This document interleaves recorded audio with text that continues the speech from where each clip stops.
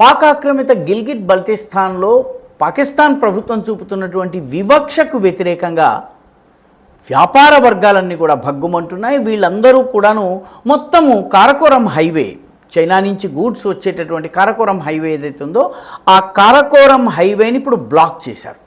ఈ బ్లాక్ చేయడం మొత్తం అంతా కూడా కారకోరం హైవేని పాసన్ అనే ప్రాంతం దగ్గర బ్లాక్ చేయడం జరిగింది.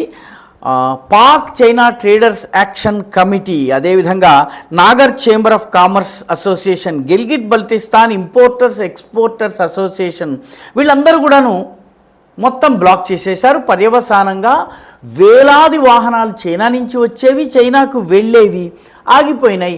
మాకు న్యాయం జరిగేంత వరకు మేము ఈ బ్లాకేడ్ని, ఈ రాస్తా రోకోని మేము ఎత్తేసేటువంటి ప్రశ్న లేదు అని చెప్పి గిల్గిట్ బల్టిస్తాన్ ప్రజలు చెప్తున్నారు.